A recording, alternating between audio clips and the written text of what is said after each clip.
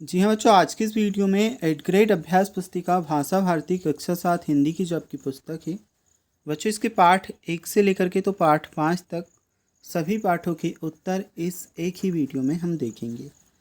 जैसे कि आप देख सकते हैं, ये आपकी 8th ग्रेड वर्कबुक प्रश्नोत्तर पुस्तिका है भाषा भारती कक्षा 7 की।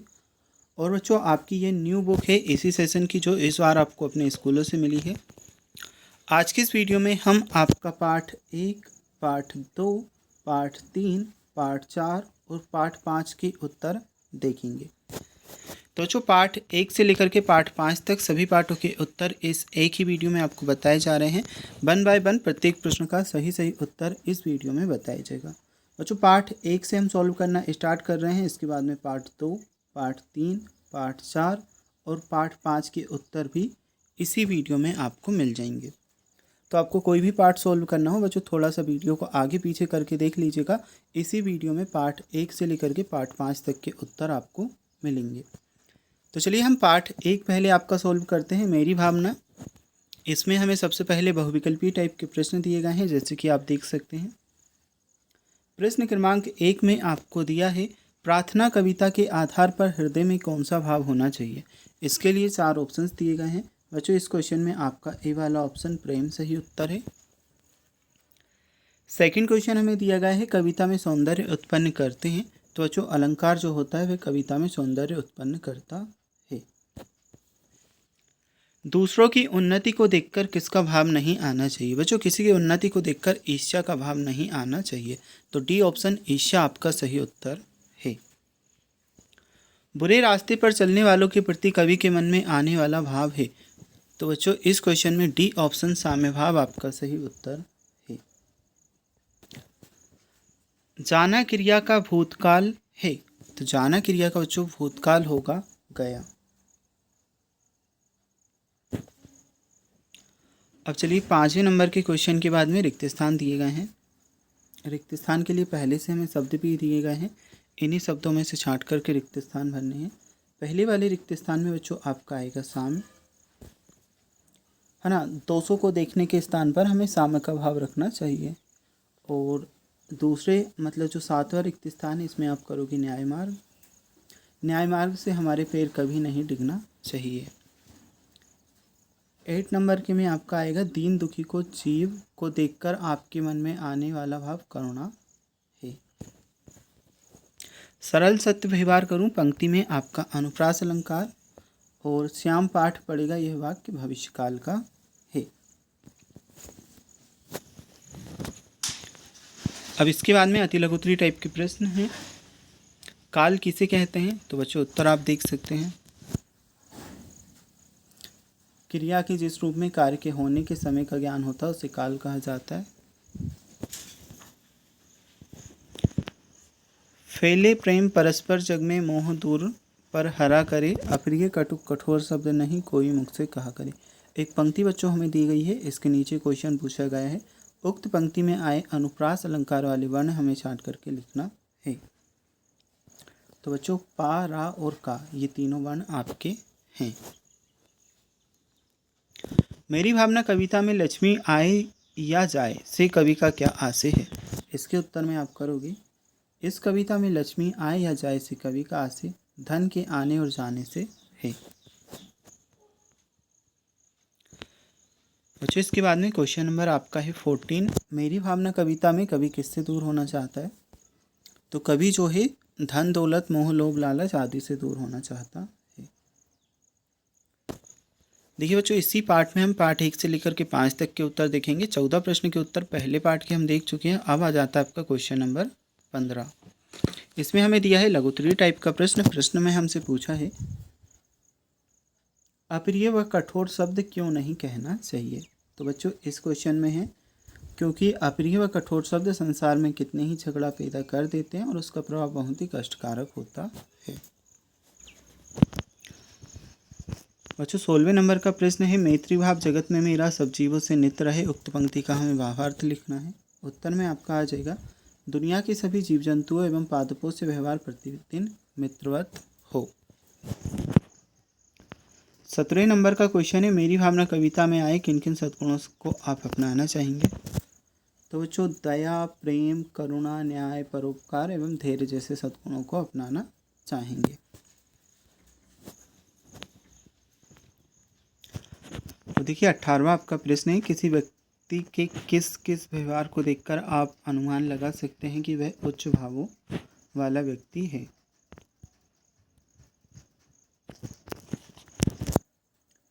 ये रहेगा, किसी व्यक्ति के अच्छे व्यवहार को देखकर हम अनुमान लगा सकते हैं कि वह उच्च भावों वाला है।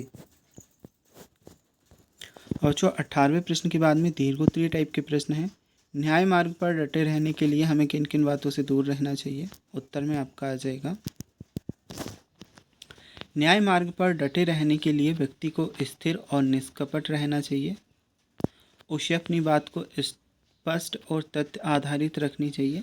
विवाद को बढ़ावा नहीं देना चाहिए और कानूनी प्रक्रियाओं का पालन करना चाहिए। बच्चों इसके बाद में क्वेश्चन नंबर 20 आपका है, सत्य और परोपकार की भावना से संबंधित शाला पुस्तकालय में या अन्यत्र पढ़ी हुई कोई एक कहानी अपने शब्दों में लिखनी है। तो देखिए एक स्टोरी हमने लिखी है, तो बच्चों इस स्टोरी को आपको नोट कर लेना है।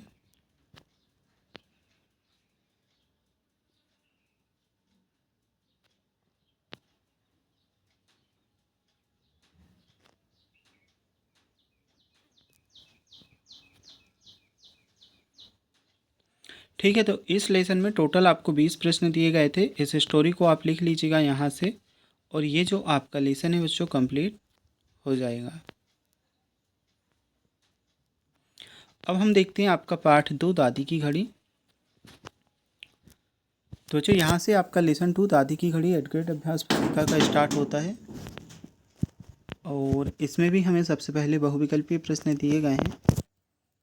तो पहला क्वेश्चन है, विभा ने आते ही जोरदार ऐलान किया, वाक्य में रेखांकित शब्दांश है। अब जो ही जो है इसमें निपात है, तो ए ऑप्शन निपात आपका सही उत्तर है।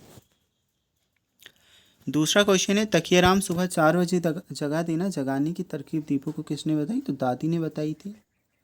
डी ऑप्शन आपका दादी ने सही उत्तर रहेगा।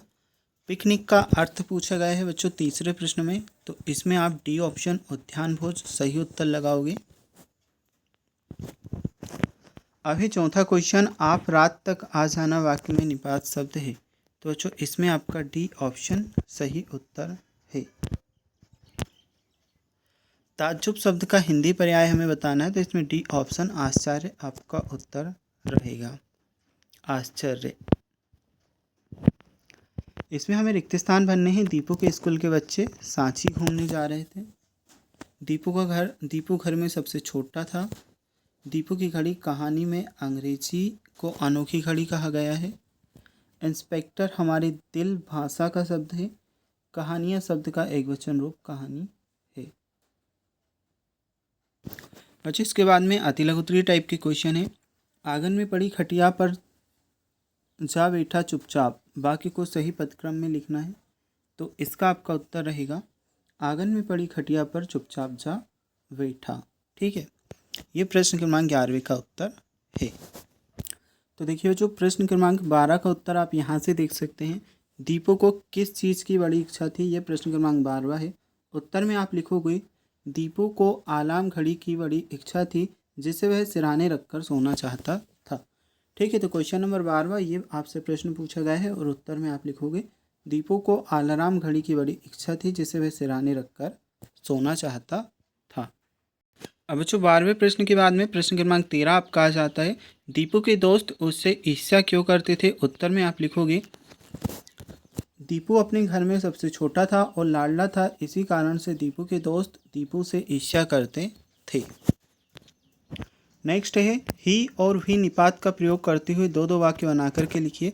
उत्तर में आपका आ जाएगा, दीपू की मम्मी और दादी ही दीपू को प्यार करती थी, दीपू के दोस्त भी दीपू से ईर्ष्या करते थे। 14वें नंबर के प्रश्न के बाद में लघुत्तरीय टाइप के आपके प्रश्न हैं। दम साधना मुहावरे का अर्थ वाक्य में प्रयोग कीजिए। उत्तर करोगे, चुप्पी अपना लेना। वाक्य में प्रयोग रहेगा, दीपू ने अपने पापा की डांट से चुप्पी अपना ली थी। अब जो घड़ी कैसे टूट गई, 16वें नंबर का प्रश्न आपसे पूछा गया है। उत्तर में आप लिखोगे, दीपू के सिरहाने पर घड़ी रखी हुई थी, रात में दीपू ने घड़ी में एक किक मारी और सोते समय दीपू ने होश न होने के कारण घड़ी टूट गई। दीपू को सुबह जल्दी उठने से दीदी और मम्मी ने मना क्यों किया? उत्तर में आप लिखोगे उठाने से दीदी और मम्मी ने मना क्यों किया।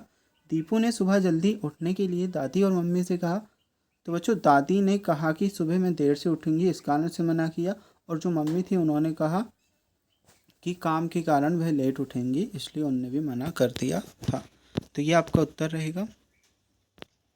अब प्रश्न क्रमांक 18वें का उत्तर आ जाता है, यदि आपको किसी दर्शनीय स्थल पर ट्रिप पर जाना हो तो आप क्या क्या तैयारियां करेंगे? ये बच्चों उत्तर में आप लिखोगे।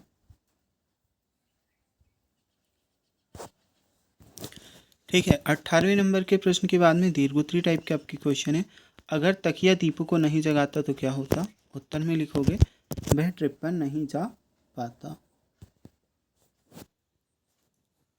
तो ये है 19वें नंबर का क्वेश्चन का उत्तर। इसके बाद में है आपका लास्ट क्वेश्चन, दादी की घड़ी कहानी में दादी रोज बिना अलार्म के कैसे उठ जाती थी? इस पार्ट का आखिरी प्रश्न बचा है। तो जो उत्तर लिखोगे, दादी की घड़ी कहानी में दादी ने दीपू को पास बुलाया और कहा कि तकिया भी कहीं बोलता है, असली अलार्म तो हमारे दिल में होती है, जब हमें ज़रूरी उठना होता है तब यह हमें जगा देता है। ठीक है बच्चों, तो इसी तरह से जो उसकी दादी थी वह भी जल्दी उठती थी। अब देखिए बच्चों, पार्ट 3 मेरी वसीयत आ जाता है, इसे हम सॉल्व करते हैं। पार्ट 3 मेरी वसीयत 8th ग्रेड अभ्यास पुस्तिका कक्षा 7 हिंदी के लिए। बच्चों सबसे पहले आपको बहुविकल्पीय टाइप के प्रश्न दिए हैं। प्रश्न क्रमांक 1 आपका है, गंगा में अस्थियों का विसर्जन करने के पीछे नेहरू जी की गंगा के प्रति मान्यता थी। आंसर में बच्चों आप करोगे सी वाला ऑप्शन, प्रेम भावना। नाकामयाबी शब्द में उपसर्ग है, तो बच्चों इसमें आपका ना उपसर्ग है। नेक्स्ट है, इलाहाबाद प्रयागराज के पास बहने वाली नदी है। उत्तर में आप करोगे ऑप्शन डी, गंगा। मरने के बाद सबको जलाने की क्रिया को क्या कहा जाता है? तो बच्चों इसमें आपका उत्तर आ जाएगा दाह संस्कार। पुराण शब्द में एक प्रत्यय लगाकर बना शब्द है, इसमें आपका आंसर रहेगा बी ऑप्शन, पौराणिक। नीचे दिए गए शब्दों में से उचित शब्द चुनकर के रिक्त स्थानों की पूर्ति करनी है। तो 6 नंबर के क्वेश्चन में बच्चों आपका आ जाएगा अस्थियां। 7वें नंबर के रिक्त स्थान में आप करोगे हिमालय। 8वां जो आपका रिक्त स्थान है इसमें करोगे मुस्कुराती व उछलती। 9वें रिक्त स्थान में बच्चों आपका होगा जॉन किट्स। और 10वें में आपका होगा अधिकार। अब बच्चों अति लघुत्तरीय टाइप के प्रश्न है, मेरी वसीयत पाठ के लेखक कौन है? उत्तर में बच्चों आप लिखोगे, देखिए यहाँ पे मैंने ये 11वें प्रश्न का उत्तर बच्चों ऊपर लिख दिया है। मेरी वसीयत पाठ के लेखक पंडित जवाहरलाल नेहरू हैं। ठीक है, पूछा था मेरी वसीयत पाठ के लेखक कौन है, उत्तर हमने लिखा मेरी वसीयत पाठ के लेखक पंडित जवाहरलाल नेहरू हैं। बच्चों आपको सभी क्वेश्चन के आंसर जो प्रश्न के नीचे आपको जगह दी गई है उसी जगह में आपको लिखना है। ठीक है, कामयाबी शब्द में ना उपसर्ग जोड़कर नाकामयाबी शब्द बना, इसी तरह के कोई 2 शब्द और बनाना है। तो बच्चों नासमझ हमने बनाया और नाजायज़ बनाया। ठीक है, अब 12वें नंबर के क्वेश्चन के बाद में है, किसके बदले में कुछ भी दे पाना मुमकिन नहीं है, पाठ के आधार पर बताना है। तो जो पाठ के आधार पर प्रेम के बदले में कुछ भी दे पाना मुमकिन नहीं है।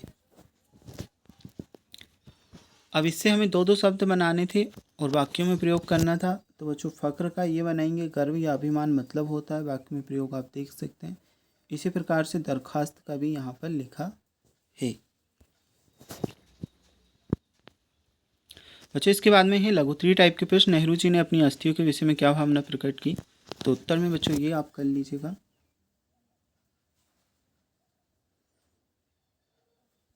उन्होंने इच्छा व्यक्त की थी कि जो उनकी अस्थियां रहें उनकी भस्म को मुट्ठी भर गंगा में डाल लें और शेष हिस्से को भारत के खेतों में बिखेरने की बात बोली थी।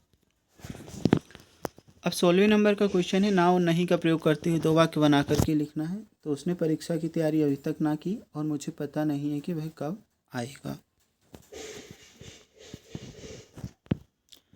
अच्छा, 16वें क्वेश्चन के बाद में 17वां प्रश्न है, अपने ज़िले के आसपास की किसी भी नदी पर 3 वाक्य लिखना है। ये हमने 3 वाक्य लिख रखे हैं, पहला, दूसरा और तीसरा। बच्चों अगर आपके ज़िले की नदी का कोई और नाम हो तो आप नाम चेंज कर सकते हैं, जैसे कि नर्मदा की जगह पर अपने यहाँ की नदी का नाम भी लिख सकते हैं, या ये भी रहना देना चाहें तो ये भी हो सकता है। ठीक है। क्वेश्चन नंबर 18 है, नेहरू जी को गंगा नदी से लगाव था, यह पाठ के आधार पर अपने शब्दों में लिखिए। तो बच्चों ये आपका उत्तर क्वेश्चन नंबर 18 का। ठीक है, यहाँ से देख करके आपको कर लेना है।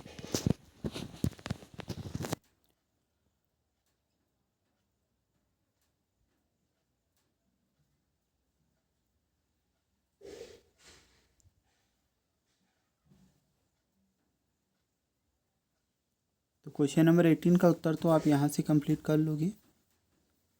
और जो क्वेश्चन नंबर 18 के बाद में हम देखते हैं आपका अगला प्रश्न,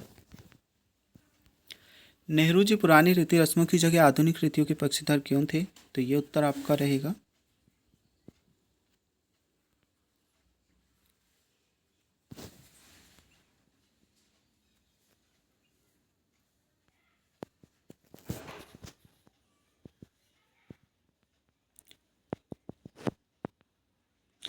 इसके बाद में किन्हीं दो महापुरुषों के चित्र चिपकाना, उनके बारे में 5-5 वाक्य लिखना है। तो जो पहला तो महात्मा गांधी का आप देख सकते हैं और 5 वाक्य भी लिखे हैं।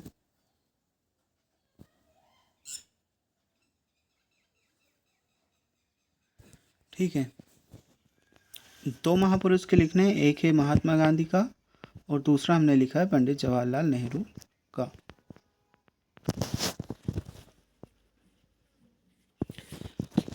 तो बच्चों ये लेसन भी आपका कंप्लीट हुआ। इसके बाद में पार्ट 4 दो कविताएं आ जाते हैं, इस लेसन को हम सॉल्व करते हैं। देखिए इसमें भी सबसे पहले बहुविकल्पी टाइप के प्रश्न हैं। पहले जो क्वेश्चन है आपका, दिन दिन द धमक धमक पंक्ति में अलंकार बताना है। तो जो इसमें बी ऑप्शन अनुप्रास अलंकार सही है। फूले कदम कविता में कवि का मन किसे छूना चाहता है? तो बच्चों इसमें आपका आ जाएगा सी ऑप्शन कदम को। मेघ वजह शब्द का आशय हमें बताना है, तो इसमें आपका आ जाएगा बादल गरजे, ए ऑप्शन सही रहेगा। कदम के फूल के आकार की समानता है, तो किससे है बच्चों? गेंद से है, सी ऑप्शन आपका सही उत्तर है। उपसर्ग के प्रयोग से बना शब्द है, इसमें आप करोगे अभिनंदन।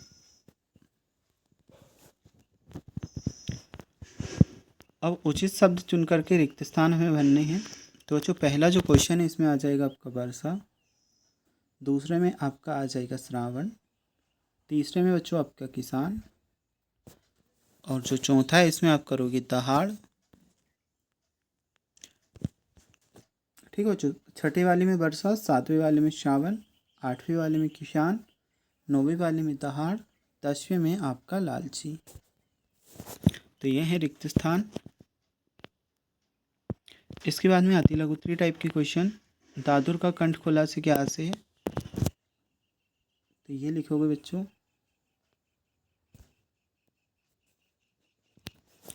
इसके बाद मेघ भजे कविता में किस ऋतु का वर्णन है? तो वर्षा ऋतु का वर्णन है।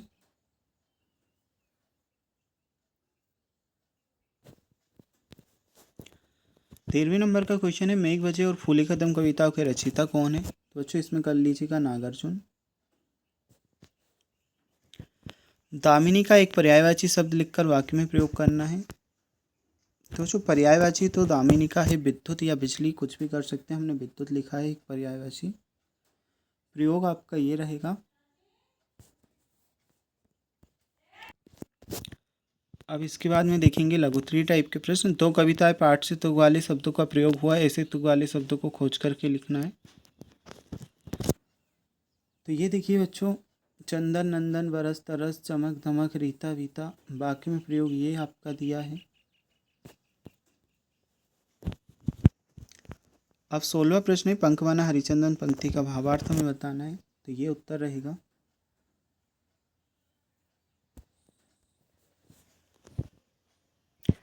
इसके बाद में क्वेश्चन नंबर 17 है, बादल का कोप नहीं रीता पंक्ति का आशय है। तो बच्चों ये करोगे, कवि कहता है कि बादल का कोप रीता नहीं है, यानी वह लगातार बहुत समय से बरस रहा है, लेकिन पपीहे की प्यास अभी भी नहीं बुझ रही।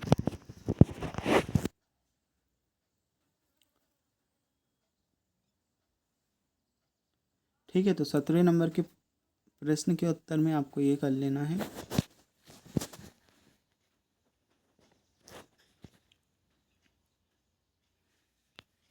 अब बच्चों क्वेश्चन नंबर 18 है, ग्रीष्म ऋतु में प्रकृति में क्या क्या परिवर्तन होते हैं, अपने शब्दों में लिखिए। तो ये आपका उत्तर रहेगा।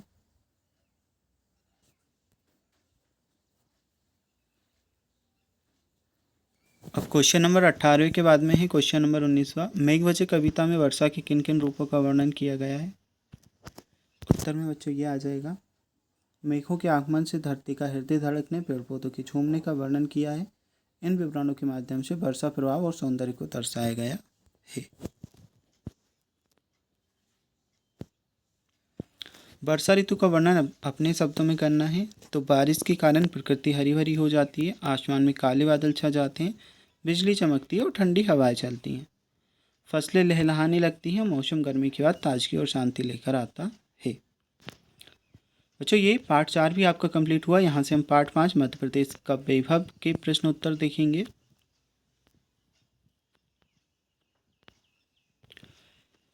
इसमें पूछा है जीवाश्म राष्ट्रीय उद्यान कहाँ है। पहले क्वेश्चन में तो बच्चों मंडला में है, डी ऑप्शन मंडला उत्तर रहेगा। अंक शब्द का एक अर्थ संख्या होता है, दूसरा अर्थ हमें बताना है, तो बच्चों दूसरा अर्थ गोद होता है।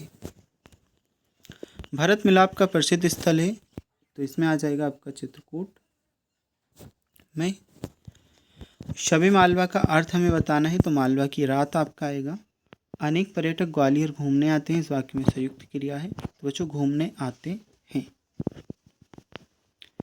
फिर रिक्त स्थान बच्चों, प्रश्न क्रमांक 6 के रिक्त स्थान में बौद्ध आप लिखोगे। 7वें में आपका आएगा पन्ना, 8वें में आएगा महाराजा छत्रसाल के नाम पर, 9वें में आप करोगे 2028, 10वें में आपका होगा अधिकतम। देखिए अति लघुत्तरीय टाइप के प्रश्न पूछे। पाठ के अनुसार मोक्षदायिनी नदी किसे कहा गया है, तो मोक्षदायिनी नदी नर्मदा नदी को कहा गया है। लोकगीत लोकनाट्य पहचान करके लिखना है, तो बच्चों दादरा भजन ठुमरी लोकगीत है, माज ढोला माज सांग लोकनाट्य है।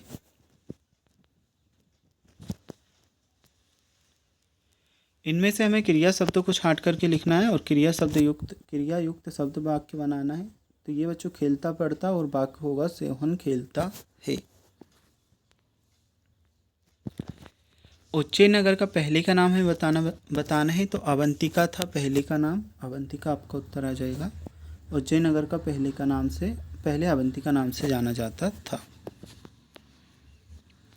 इसके बाद में लघुत्तरीय टाइप के प्रश्न है, निम्नलिखित व्यक्तियों को किस योगदान के लिए बुंदेलखंड का गौरव कहा गया है। तो बच्चों डॉक्टर हरि सिंह गौर को सागर विश्वविद्यालय के संस्थापक थे इसलिए, पंडित कामता प्रसाद गुरु व्याकरणाचार्य थे इसलिए, पद्माकर प्रसिद्ध रीतिकालीन कवि थे इसलिए। मालवा और निमाड़ क्षेत्र के प्रसिद्ध दर्शनीय स्थल कौन कौन से हैं। तो बच्चों ये 16वें नंबर के प्रश्न का उत्तर, उज्जैन का महाकालेश्वर ज्योतिर्लिंग, धार का ऐतिहासिक महत्व, मांडवगढ़ की बाग की गुफाएं, निमाड़ का 52 गजा, आदिनाथ जी का मंदिर, इंदौर का राजवाड़ा और कांच मंदिर। यह बच्चों 17वें प्रश्न का उत्तर। मध्य प्रदेश में भ्रमण का अवसर मिलने पर खजुराहो जाना चाहूँगा, क्योंकि वहाँ के प्राचीन मंदिरों की वास्तुकला अद्वितीय है। इसके बाद में 18वां प्रश्न है, ग्वालियर की किन्हीं 3 विशेषताओं का वर्णन हमें करना है। उत्तर में ये लिख लीजिएगा, ग्वालियर किला, जयविलास महल, तानसेन संगीत समारोह। यहाँ से तो यहाँ तक आपका उत्तर है।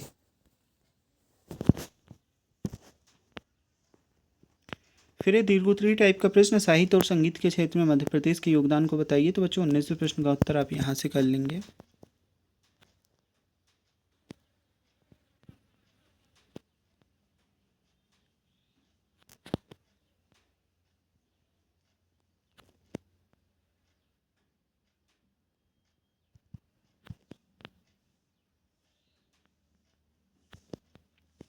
और जो प्रश्न क्रमांक 20 है, मध्य प्रदेश की कौन कौन सी गौरवशाली विशेषताएं मध्य प्रदेश गान में मिलती हैं। तो ये उत्तर में लिखोगे। ओके, तो बच्चों पार्ट 1 से लेकर के तो पार्ट 5 तक सभी प्रश्न आपके कंप्लीट हो चुके हैं।